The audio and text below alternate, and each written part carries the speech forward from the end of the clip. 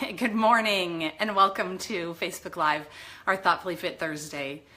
This morning I want to start, I have a question for you. I want to ask if anyone watching today has a conversation that you know you need to have, but you aren't. Maybe it's a crucial conversation and you're nervous that it's not going to go well. Maybe you think if you just ignore it, it'll go away and it'll get better on its own. Maybe it's just something really light that you think it's really not a big deal and it's probably better if I don't say anything at all. Well, regardless of where you fall on that spectrum, what I'm going to propose to you today is that if there's something that is on your mind in a relationship with someone that you're not speaking, it's getting in the way. Now, it may not be getting in the way in a big way today, but trust me, eventually it will. Now, when I do these Facebook Live videos, I always assume that the universe is conspiring to support me. And I pay attention all week to what's coming my way, either my own life, my own challenges and stories, or things that my clients are bringing me, that they're dealing with, or research articles that I'm reading, so that I can hopefully provide it to you in a way that you can take a nugget away and really think about it and be thoughtful for this week. Because the whole Thoughtfully Fit model is about helping you to learn how to coach yourself. And what I have found in this last week is that there's a lot of examples of people, clients who come to me who aren't speaking their truth. And it's having an impact on their own inner peace and on the relationship. Now, let me give you examples. So let me back up. So today we're talking about balance, okay? That's the component, just to get you grounded. And balance is all about balancing your wants and needs with someone else's wants and needs. And what I want to talk about is how to have balanced conversations. Now, some of you might fall on the end of the continuum that I'm talking about right now, where you've got a lot of compassion for the other person and you don't want to bother them. You don't want them to feel bad. It'll just get better. That's where I historically have hung out. Like, I will figure this out on my own. I don't want to upset them. I made up all sorts of stories. And the reality was that I just didn't have the courage to have a difficult, necessary conversation. Others of you fall on this end of the spectrum where you got plenty of courage. As a matter of fact, you have no problem telling someone your truth. So you may, if you're on that far end of the extreme, it may be that the place for your growth is to turn up the volume and having a little bit more compassion. We're going to talk about that. If that's you, that second example, that's what we're going to talk about next week in our Facebook Live Thoughtfully Fit Thursdays. Today we're going to talk about this end of the spectrum, because what we're looking for with balanced conversations is how to find the win-win. How to balance your wants and needs with the other person's. How to have the courage to state your truth and to do it in a way that has enough compassion that the other person can receive it.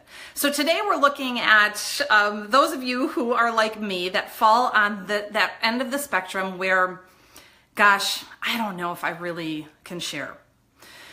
So let me share a story that made me think of this topic for this week. I am coaching an executive client, and when I do what's called sponsored coaching. So the company, the corporation, the organization pays me to coach one of their members of the team, whether it be an executive or a leader or an employee. And so they brought me in to coach this. He happens to be a vice president. And one of the things that they wanted to be a primary focus area for the coaching is on his executive presence. So we have been coaching together and having all sorts of great conversations about how he shows up. And we've been coaching together for about 6 months, and he's really made tremendous growth and improvements.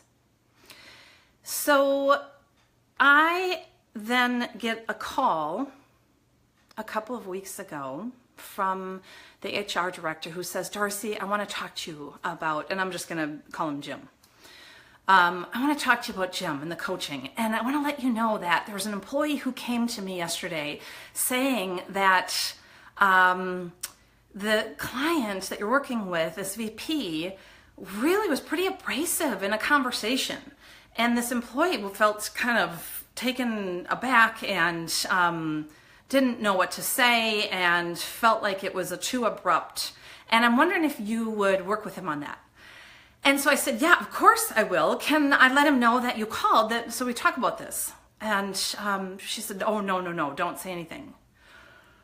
Well, that's challenging because this client thinks that he's doing really well and making great progress. So I shared with her, like, I'm not sure that I can then, because if I can't say that I got a call and that there's an issue, it's a little bit challenging to go to our next coaching session and say, hey, how's it going? Any difficult conversations you've had lately, or have you been a little too abrasive lately? And so she said, oh, you're right. You know what? Let me take a different route. I'll talk to his manager, just go about the coaching. Well, what's interesting in this example is that there's two layers of sort of what I'm talking about, not being able to be direct in your conversations. One is the person who was in the conversation with my client. In that moment,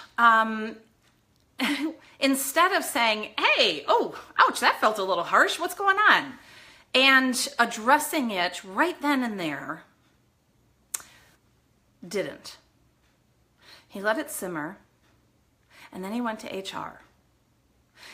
HR then, instead of going direct to the client to say, hey, I just want to talk with you about this situation somebody brought to me, came to me and said, can you address this? So what this is called, what's interesting, it's called triangulating.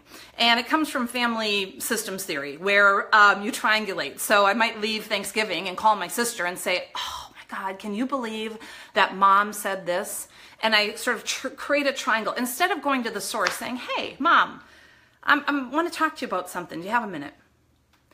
And when you triangulate, it's a way of releasing the anxiety and the stress and the pressure that you're feeling, but it's not effective because you're actually not going to the source of the problem. And so I want to share with you a principle that I think might help explain this. It's called the Dandelion Principle. And if you think about a dandelion, they sprout up. And if you don't dig it up at the root, when it first comes up, within a couple of days, you'll probably have a whole field of dandelions. And as I've been out biking, I'm noticing lots and lots of dandelions.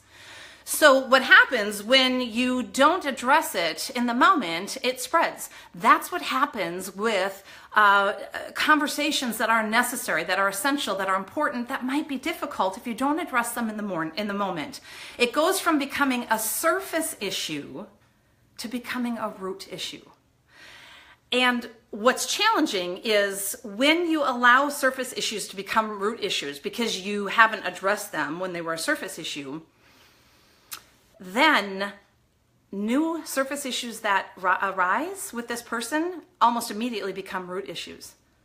So if someone comes into your meeting late and you're feeling sort of disrespected and they didn't apologize, they didn't say anything, but you ignore it and you think, well, I'll just wait and see if they come in on time next time. You've planted just a little bit of a root there that will now start to spread and grow, and you'll now start to look for evidence of this person doesn't respect me.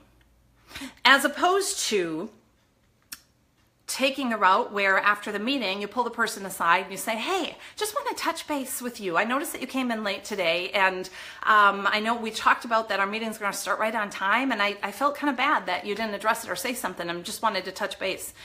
And the person might say, oh, you know what, I'm so sorry. I had to take my daughter to school because she missed the bus, and I didn't want to text you because I knew you'd be in the meeting and I didn't want you to be distracted, or what have you. The person will say what they'll say. The point being, you've addressed the surface issue. You can set your expectations and say, okay, I get it, totally fine. Next time, I would actually appreciate if you could send me a text if you're going to be late. Now, that is likely not going to grow into a deeper root issue. But unfortunately, what happens is we don't always address these issues when they come up and their surface, and they become deeper root issues. And as you know, anybody who's got a yard knows as soon as your yard is full of dandelions, it's a much, much bigger problem and a deeper problem to deal with than if you just deal with it immediately. So when you think about how to have a balanced conversation, one of the things that I want to encourage you to do is address something. The moment, if you get a little hit, a little like, ooh, address it in the moment. And you can do it in a light, playful way even. Let me give an example. I did a training. I do a full day training on balanced conversations. And I got an email from one of the participants a week later. And she said, Darcy, oh my gosh, this really works. She said, I moved into a new house and I have been spending weeks on my garden. And I am so excited because I grew up and my mom always had this beautiful garden. And I've never had a garden. So I was really excited. And so I waited to invite her over to see the garden until it was perfect. And I called her up and said, Mom, do you want to come over for lunch today in my new place? And she said, yeah. And her mom got there and they went outside and she was all excited to show her the garden. And her mom said, oh, honey, you got to put those weeds there. And you know what? The border, the edging, if you don't take care, and she started to give her advice. And she, as the person was sharing the story, she said she felt really criticized. Now, she said, my pattern would have been to start fuming silently, to start getting angry and to not say anything. And the rest of the lunch would have been tense. My mom wouldn't have known why. I would have felt frustrated, and that would have had a ripple effect for however long until I was able to vent to my husband or somehow get over it. And she said, but you know what I did instead in the moment? I looked at my mom and I said, Mom, I love your tips and I know that you're a master gardener, but you can't criticize anything until you tell me how cool it is that I built this beautiful garden. And her mom said, oh my God, honey, you're right. I am so proud of you. It is gorgeous. I love what you've done and I can't help but want to help you make it better. And so in that moment, what was a surface issue that was addressed immediately did not have time or opportunity to grow roots. And she said, we had a lovely lunch. And after lunch, we went out and I said, okay, Mom, so what would you have me do? And I got some really good tips from my mom instead of being angry, instead of being resentful. Now, I share this because this is something I have struggled with my whole life. Let me give you an example. I was working with a colleague a couple of years ago, and long story short, we were having a full day working session together.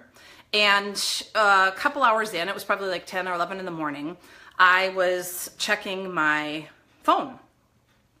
And after I did it a couple of times, the other person said to me, that's not working for me. Now, in that moment, oh my gosh, you would have thought I was back in Miss Gillis's fourth grade classroom when she yelled at me. I was a good student. I followed the rules. I listened. I didn't misbehave. And it was one day I was sitting in class in the front row and Miss Gillis was talking about the boys in the water and all the boys in the water and the boats had to navigate around them. And the other kids are like, what are boys? And I said, no, it's a buoy. And she said, Darcy, in the hall. She was so angry at me and she was embarrassed probably, and she sent me in the hall for correcting her. Oh my God, I was devastated. I was embarrassed. It was awful. I remember it like it was yesterday, and let me tell you, fourth grade was a long time ago. Well, in that moment when my friend, my colleague said, that's not working for me in this stern voice, I just shut down. I didn't address it in that moment at a surface issue. And I started to internalize it. I got quiet. The rest of the afternoon was tense. It was strained.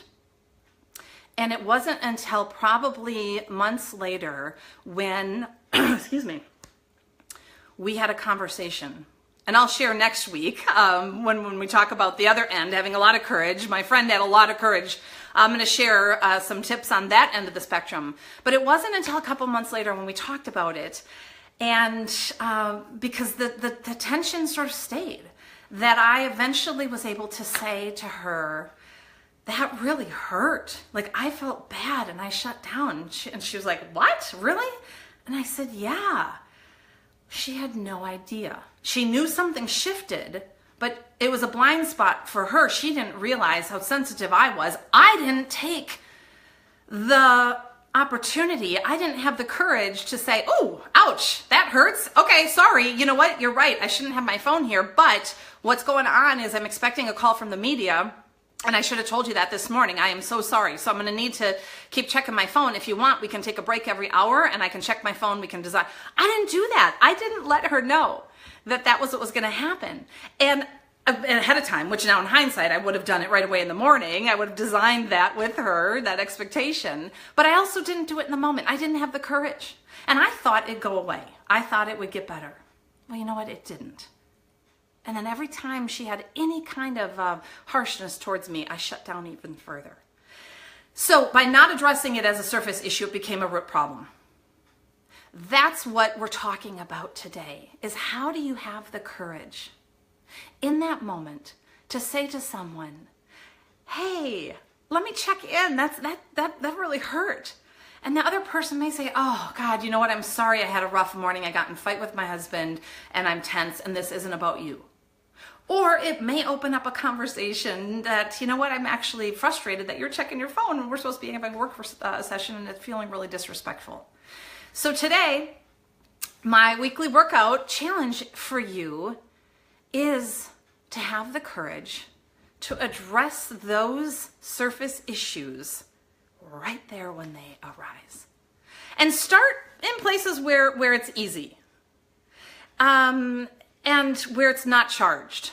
And trust me, the more you do this, the better you get, and the more courage you'll have to be able to step into even some of those deeper root issues that have been growing for a long time.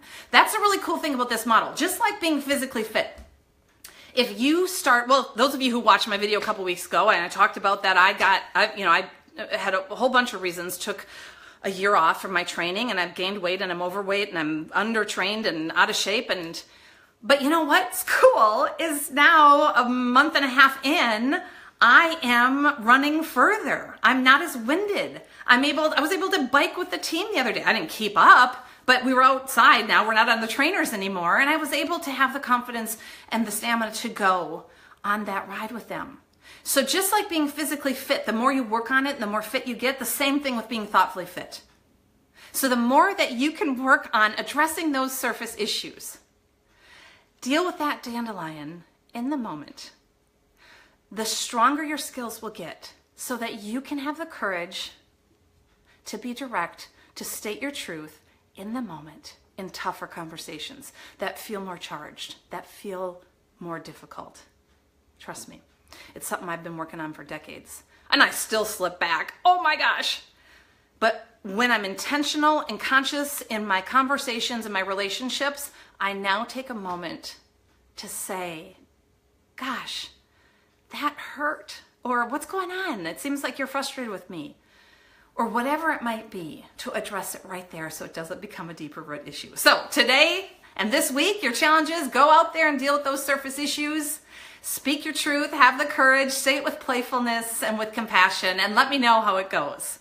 And I also want to let you know that if you are intrigued and you love these videos and you want to learn more, so the way I'm designing this is to give you some nuggets so that you can coach yourself. If you want some more support, some more structure, I know for me, one of the things I had to do in order to become more physically fit is to build in some support and structure. I rejoined my triathlon team, I joined a gym, and I'm going 6 days a week because I have some accountability partners. If you're looking for some more support and structure, I'm starting another small group coaching in the fall. It's 4 months. We just finished this one, and it's incredible. So if you are a woman in Madison and are interested in getting some more support in how to live your life more intentionally, how to have greater inner peace, how to be more thoughtful in your relationships, I encourage you to sign up. The early bird registration goes until May 31st, till the end of the month, and it's a $150 discount. And every session I've had fills up. So if you want to join us, for those of you who aren't in Madison or aren't a woman, stay tuned. We're in the process of developing some virtual curriculum for the future, but that's a ways off yet. So thank you so much for joining me today. I'll see you next week for Facebook Live, Thoughtfully Fit Thursdays. Have a great week, everybody.